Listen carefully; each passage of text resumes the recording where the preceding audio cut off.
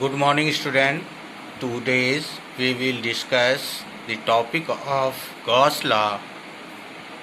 Here we start the topic of Gauss law.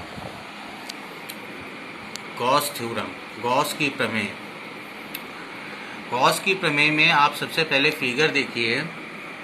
Figure में आपका एक आवेश है प्लस क्यू जो ओ बिंदु पर स्थित है।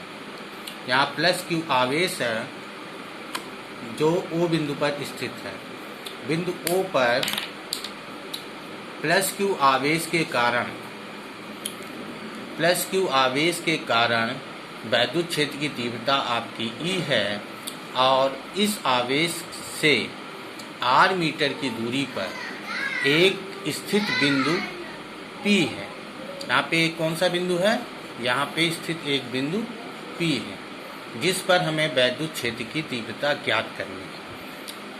इस P बिंदु पर आपका वैद्युत क्षेत्र की तीव्रता E काम कर रही है और आपका एक क्षेत्रफल अवयव DA जो है सिर्फ इतना क्षेत्रफल अवयव है DA काम कर रहा है और DA और E के बीच में एंगल क्या बन रहा है? थीटा।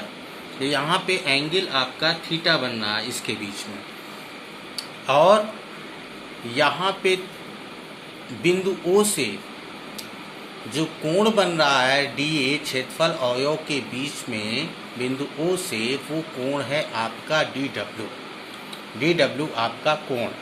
ठीक। अब यहाँ गॉस की थ्योरम में आपने सारा स्टार्टिंग पॉइंट समझ गए। गॉस की थ्योरम में बिंदु O पर रखे आवेश, कौन से बिंदु O पर कौन सा आवेश रखा था? प्लस क्यू आवेश के कारण बिंदु P पर वैद्युत क्षेत्र की तीव्रता = 1/4 पाई एप्सिलॉन 0 Q/r²। वैद्युत क्षेत्र का तीव्रता का ये फार्मूला आपको पता होगा। ठीक। यदि E तथा DA, यहाँ पे देखिए E तथा DA के बीच का कोण थीटा है। यहाँ फिगर में भी है आपका ये पॉइंट E और DA के बीच का कोण क्या है? थीटा है।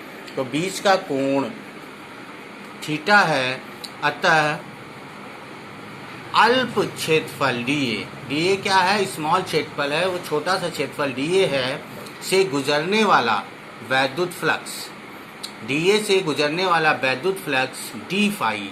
जब स्मॉल क्षेत्रफल है यानी अल्प क्षेत्रफल DA है तो स्मॉल आपका वैद्युत क्षेत्र की तीव्रता भी काम करेगी और स्मॉल आपका वैद्युत फ्लक्स DA भी काम करेगा। तो यहाँ पे DA = d phi E × DA, ये आपका फार्मूला है। E × DA, E पर भी वेक्टर है और DA पर भी वेक्टर है। वेक्टर क्वांटिटी जब स्केलर में चेंज होगी तो E × DA cos थीटा आएगा। E × DA cos थीटा आएगा तो E का मान समीकरण 1 में से रखने पर तो यहाँ E × DA cos थीटा आपका आ गया। क्यों E × DA cos थीटा आ गया? क्योंकि ये वेक्टर क्वांटिटी है, वेक्टर से जब स्केलर में चेंज होती है तो cos थीटा आ जाता है। ठीक है। और यहाँ E और DA के बीच में एंगल क्या था? थीटा था। आपको फिगर से दिखाया जा चुका है। अब ये E का मान, यहाँ पे जो E है इसका मान समीकरण 1 ऊपर देख रहे हैं, समीकरण 1 यहाँ से रखने पर तो E का मान समीकरण 1 में जब आप रखेंगे तब क्या होगा कि E का मान समीकरण 1 में रखने पर तो E का मान जब समीकरण 1 में रखेंगे तो d phi E = 1/4 pi epsilon 0 Q/r²। E की वैल्यू हो गई 1/4 पाई एप्सिलॉन 0 Q/r²। बाद में DA cos थीटा है, DA cos थीटा वैसे रख दिया गया। ठीक।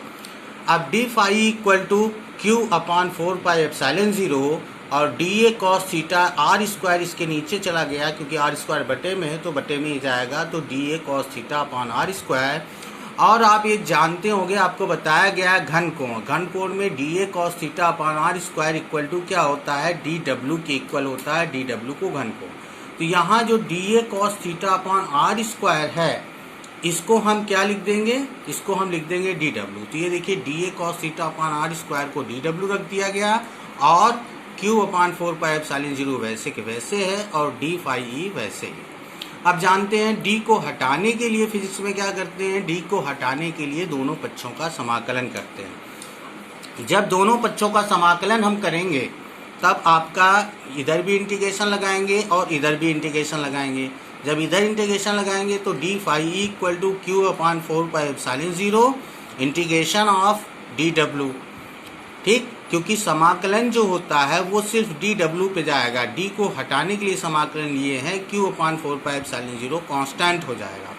तो यहाँ से डी हट गया, समाकलन हट गया और डी हट गया, आपका phi equal to Q upon 4 pi epsilon 0 और समाकलन ऑफ डी ए, तो डी हट गया, ओमेगा आ गया और ओमेगा आपका घन कोण है, इसकी वैल्यू हमने बताया, चूंकि ये हमने गॉसियन एक सरफेस माना है तो ओमेगा की वैल्यू 4 पाई है। ये जो इर्द गिर्द का क्षेत्र है, ये जो खींचा गया है एक एक काल्पनिक पृष्ठ है, इस काल्पनिक पृष्ठ को हम गॉसियन पृष्ठ मानते हैं और स्मॉल ऑयो ये जो चीज़ है ये आपका डी ए है।